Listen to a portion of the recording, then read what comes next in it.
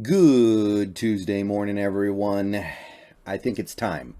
I think it's time to bust out my dream Seattle Seahawks offseason.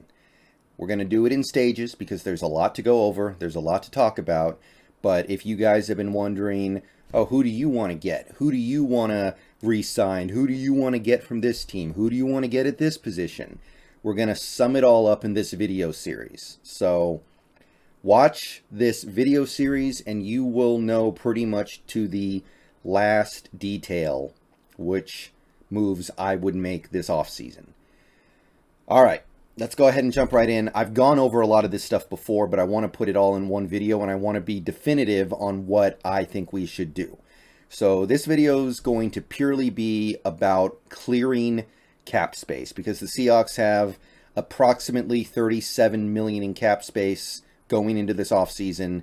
So we need to hash out how we're going to increase that space. And we're also going to have to establish what we're going to have to set aside for future expenditures. All right. So first, this is, as far as I can tell, the current state of our roster with everybody who is currently under contract going into 2022. So everybody here has an active contract as of right now with the Seahawks going into the season. And as you can see, some parts of the roster are pretty well filled out, like wide receiver, defensive line, linebacker, but there are some areas where we're very thin. We have one backup offensive lineman. We're very, very weak at tight end. Safety has no depth. Cornerback we don't even have enough actual cornerbacks to field a full team. And there's work to be done. And we also have a few spots on the practice squad already filled because these guys are momentarily under contract, and there's no room for them on the roster because there are so many receivers and defensive ends in front of them. Some of the positional designations are a little imprecise, but it doesn't particularly matter too much. Some of these Leos may end up being 5-techs, some of these 5-techs may end up being Leos, etc. We'll sort that stuff out later. But for now, if the season started tomorrow, I think this is what we would be looking at right now. And as you can see, we have 43 players on the roster and 4 on the practice squad. So as far as I can tell, this is our current status.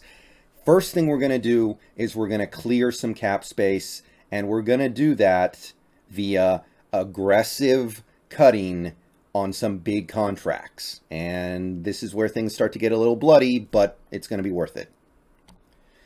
Okay, so I have here some cap room considerations before we get into clearing the space. So we're starting at about 37 million. Spotrac estimates it's right about 37 million. We're going to start with the practice squad because you do have to have a practice squad. The cost of a practice squad is a little less than 3 million, I believe, because players on the practice squad make about 200 grand a season. Some of them make a little bit more. So you're looking at about $3 million for your practice squad. So we're setting aside $3 million for that, taking us down to $34 million. And then we are also setting aside $7 million for the draft because we have, I think, 6 draft picks. It's not going to cost that much because we don't have a first rounder. But I wanted to save a little bit of extra room in case we trade down for an extra pick.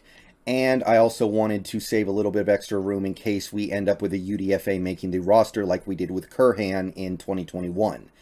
So I'm going to say $7 million. I think the rookie pool for 2022 for the Seahawks is a little more than 6. So I sweetened it a little bit just in case we either find a good UDFA or trade for an extra pick. So that's $10 million gone. We're down to $27 million. Time to start snipping. I am cutting Bobby Wagner. I am sorry. I need that 16.6 million. That gets me all the way up to just under 44 million. So, Bobby, I'm sorry, but you can't be here no more. Okay, next up, I am cutting Chris Carson. I don't think he's going to play football again. I really don't. And if he does, I think it ends badly. Neck injuries are nothing to mess around with. So I'm cutting Carson, saving $3.5 million. That gets me to $47 million under the cap. So, Carson, you're out. Jason Myers, I am cutting you. I don't know if you're going to be good or not in 2022 based off the evidence I have so far from 3 years here in Seattle. If I don't know if my kicker is going to be good or not, why won't I just cut him, save $4 million, and then go spend maybe $1.5 million on another kicker who I also don't know is going to be good or not? What's the difference? I'll tell you what the difference is, $2.5 million. So Jason Myers, you are out of here. And then we have Ugo Amadi, and I am cutting Ugo Amadi for 2 reasons. One, he was not very good in 2021. Number 2, he did play enough, unfortunately, to earn a PPE bonus, which I think is going to be like $1.5 million. So I don't want to have to pay Ugo Amadi a bonus. So this cap hit that is currently marked at 2.5 is actually probably going to be more like 4. No, thank you. I'm cutting him to avoid paying that and getting my cap space up to about $35.5 million. Ugo, you are already gone. All right, so pretend he was there and I wiped him out, but whatever. And finally, we are cutting LJ Collier and saving $1 million, getting us to $54.5 million. We're not using him, so I don't know what the point is. If we wanted to use him, then I would say he's probably worth $1 million, but if we're not going to use him, he's not even worth that. So that trims us all the way down to 39 players. So we have a lot of roster spots to fill, and we're not done clearing space yet. Next up, I am restructuring Russell Wilson to save $9 million, restructuring Tyler Lockett to save $1,400,000. Jamal Adams restructure saves me $700,000.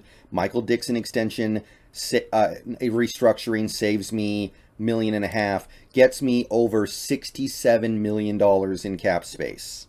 All right, those guys stay, but their cap hit goes down and gets pushed into a future season.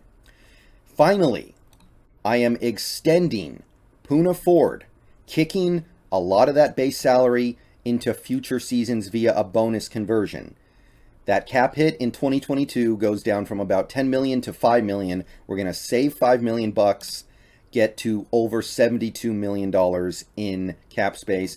And I am doing the same thing to Nick Bellore, saving $1 million, getting us to 73. And finally, we're not done yet because, as you may have noticed on this roster list, I already had 4 players on the practice squad. And when a player's on the practice squad, he doesn't get to make his full salary. He makes about $200,000. And that $200,000 is going to be scooped up by the practice squad money that I set aside previously. So anybody who is on the practice squad comes off the books. So Aaron Fuller, who makes $700,000 currently against the cap in 2022, is wiped out. So is Cody Thompson and his $850,000. Matt Cole and his $700,000, and Alex Tchongam and his $700,000 is wiped out. So now we are at $76 million in cap space. And that's it for the cuts and the restructuring and the extending. As you can see, we have gotten to $76 million under the cap without doing anything too extreme or extravagant.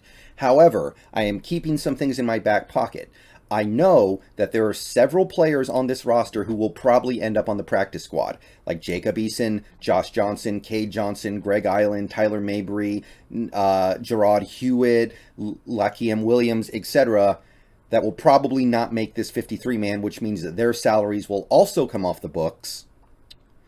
And I am also keeping in my back pocket the fact that there are guys on this team who are going to potentially be post-June 1st cuts if I feel like I need the money. So, for instance, if I cut Gabe Jackson after June 1st, I save $6 million. If I cut Carlos Dunlap after June 1st, that is $5.1 million. If I cut Benson Mayowa after June 1st, that is $3 million. So, that is an additional 14 mil plus, 14.11 million in cap space I can generate after June 1st if something shakes free that I like. And by the way, that thing I said about the practice squad earlier, if you do the math here, 1, 2, 3, 4, 5, 6, 7, 8, 9, 10, 11, 12, there are 12 players who are currently on this 53-man who are either not going to be here or be on the practice squad when the season starts in all likelihood. If that happens, each one of those guys, when you cut them, you're saving anywhere from $800,000 to $1 million approximately. So those guys, you're probably getting another $10 million in cap space. So this $76 million is going to be $86 million when you put together your full roster. And on top of that, you have the additional $14 million. So I might have $100 million in cap space. What's sweeter than that? You add the 14.1 I have from the post-June 1st cut candidates, and you throw in the $10 million you're going to save when you put together your practice squad. You're at about $100 million. Now, I don't think we're going to get all the way there. There are probably some things here that we're not going to do. I don't think we need to cut Dunlap. I think Dunlap might have a good year in 2022 with Desai. I don't think that you need to cut Gabe Jackson unless you just feel like he's not going to fit in with the new offense. But these things are on the table. So I got us to $76 million, and I got an additional $10 million of relief coming when you put together your practice squad, and I've got another $14 million in my back pocket if I need it later. So that is how I would trim this roster down. That is how I would open up as much cap space as possible. And in our next video, we will be going over how I utilize this money. So this was all about clearing cap space. We cleared a lot of cap space. I didn't do anything crazy. I didn't open up any void years. I didn't do anything that would overly hurt. And I opened up $76 million with $24 million more in the back pocket. Let me know what you guys think. I will make another video soon on this. Peace out. Go Hawks.